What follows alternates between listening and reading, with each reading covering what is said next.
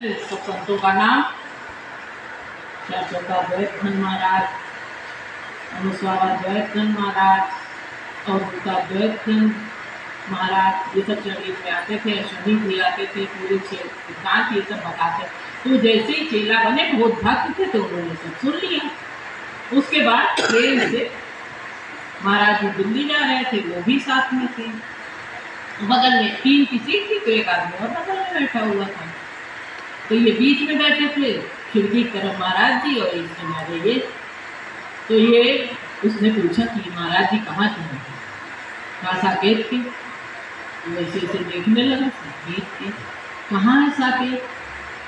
अरे साकेत के हैं, साकेत सखा। उसे कुछ समझ में नहीं आया। कहे हमारे यहाँ 3 प्रोग्राम होते हैं, राम विवाह होता है, जो पूर्णिमा होती है और रामनवमी होती है, और जो कार्यक्रम होते हैं वो अनुस्वार गुरु जी कराते हैं, और जो वो होते हैं बाकी प्रोग्राम होते हैं वो सब लोग आने जाने, और गुरु महाराज ये काम करते हैं, वो सकेत से काम है, और बाकी जो संत हैं वो अपना अपना काम सब करते हैं। सब शरीर में साकेत सबका लोग आते रहते हैं। तो सुनता है बड़ी देर तक कि कौन है होता द्वैत धन महाराज कौन, और ये अनुस्वारा द्वैत धन महाराज कौन, और गुरु जी कौन है, द्वैत जी कौन है, लक्कड़ शाह कौन है, सबकी बात अब बताए चले जा रहे हैं और प्रोग्राम के। और वो नया आदमी बेचारा राम नाम नहीं जानता है और बढ़िया ट्रेन से जा रहे हैं, तो ऐसे ऐसे देखने लगा। तो एक स्टेशन आया, तो ये बीच वाले जो शिष्य थे वो उतर गए स्टेशन पे, उतर के चाय वाले में चले गए। तब तक उसने कहा महाराज जी ये क्या कह रहे थे? तो महाराज जी ने ऐसे देखा, कहा जो उतरे थे मैंने ढीला है उनका,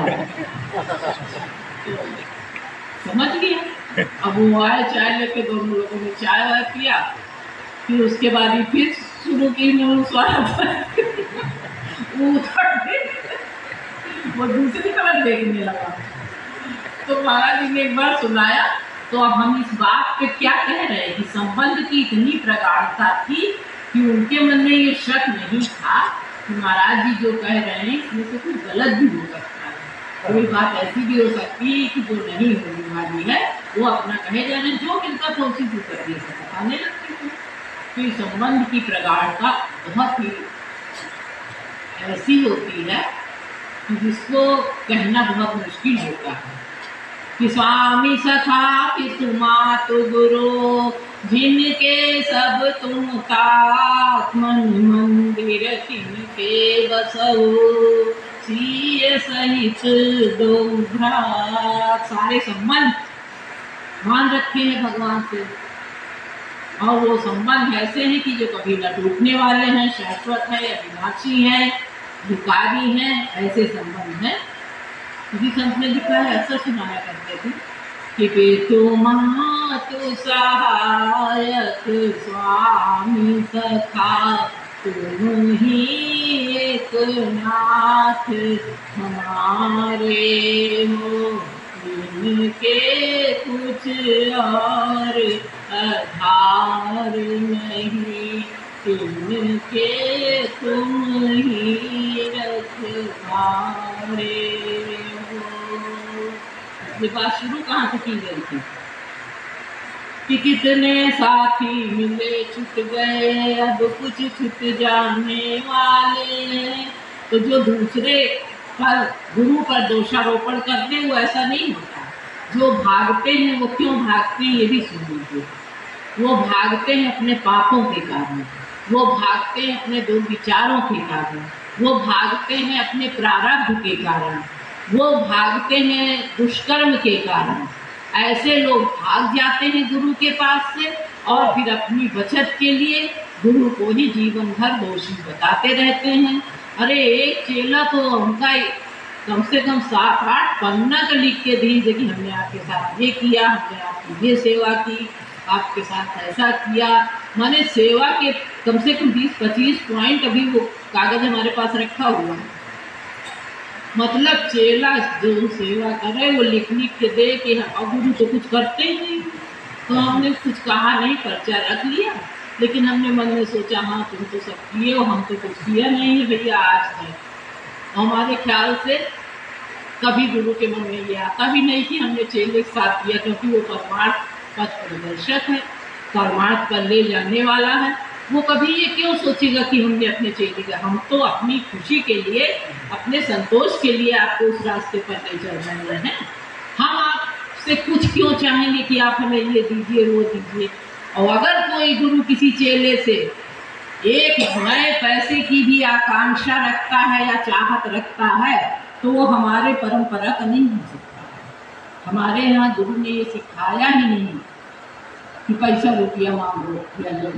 जो प्रोग्राम कराना चाहते हैं वो अपनी शिक्षा से कराना चाहते हैं, जैसे वही प्रोग्राम होने लगे वो उस हिसाब से होने लगे, लेकिन उसकी चाहत कोई हो ऐसा कुछ नहीं है। इसलिए अब धीरे ये बात इसलिए बीच में आ गई, ज़्यादा बोलेंगे नहीं।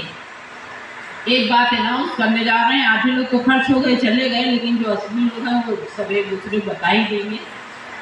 अब की महाराज जी का 100वां जन्मदिन है और हमने ये सोचा था कि तब तक हम कोई प्रोग्राम नहीं कराएंगे। ये 3 प्रोग्राम छोड़ के जो महाराज जी के सामने होते हैं, तब तक हम इस स्टेज से आशीर्वाद नहीं हमने कहने दिया।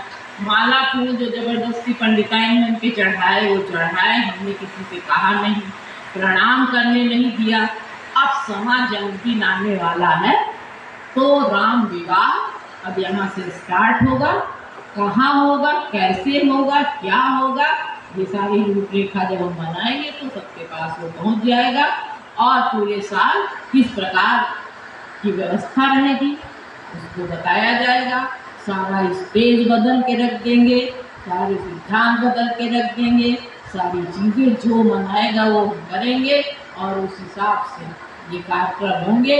और जब राम विवाह हो जाएगा तब 100वां शुरू हो जाएगा, तब उसके बाद का ढंग, तरीका, मेथड सब कुछ चेंज हो जाएगा। और इसमें बड़े बड़े इसमें अपनी अपनी बचत ढूंढ लो, कोई बचने नहीं पाएगा। ये दरबारे खास है, इसमें अगर किसी ने भी जरा सा किया कि किसी के साथ रियायत नहीं की जाएगी।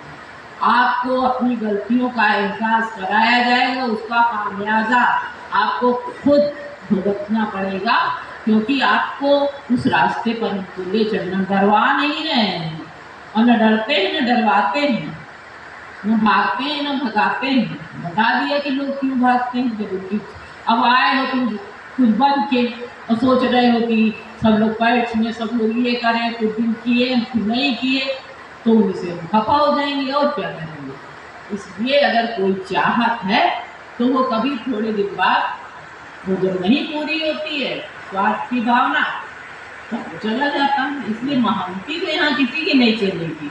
जब महाराज जी का शरीर नहीं रह गया, हम महंत बनना नहीं चाहे। महंत बनोगे अगर तो सीधे कालिंजर का महंत बना देंगे और दूसरे जन्म में कुकुर हो के पैदा होए और जब काफी पहले 2 डंडा मरी है। तो इस वजह से यहाँ महंती नहीं चलेगी। यहाँ बस गुरु का सिद्धांत चलेगा, गुरु की बात चलेगी, गुरु का ढंग चलेगा, गुरु के हिसाब से काम होगा और जो वास्तविक सिद्धांत है उसी पर हम चलेंगे जो हमारे गुरु ने हमको सिखाया है। और जो लोग स्वतंत्र होकर अपना अपना बनाना चाहते हैं वो बना सकते हैं। यहाँ पे कोई ये नहीं है कि स्वतंत्र नहीं होना चाहते, लेकिन फिर उनका अलग सिद्धांत और लोग अपने हिसाब से काम करेंगे। और पूछ के करना होगा तो पूछ के करेंगे, नहीं पूछ के करना होगा तो इनका तो सब लूटे रहे, खाए रहे हैं। ये बेचारे जान ही नहीं पा रहे कि हम लूटे जा रहे हैं, सब लूटे गए रहे हैं। इसलिए इनको भी सचेत किए रहे हैं कि तुम लूट रहे हो। चापलूसी जितने जो करके तुम्हारे चपकेगा वो तुमको उतने लूट रहा है बेवकूफो। इस वजह से होशियार हो जाओ अगर इस रास्ते पर चलना है, और नहीं तो जो मन है वो करो। हम तो किसी को आज तक कुछ कही नहीं है, किसी प्रकार का कोई बंधन लगा रहे हैं। हमारे गुरु ने हमको कभी बंधन नहीं लगाया तो हम किसी को नहीं लगा रहे हैं। लेकिन हम हमारी आदत हमको उसी में अच्छा लगता था, महाराज जी के साथ रहने में, उनके साथ चलने में, उनका काम करने में। तो हमारे में था और उसका परिणाम आपके सामने है। इस वजह से ये बात बीच में आ गई संबंध की देवता के रूप में, इसलिए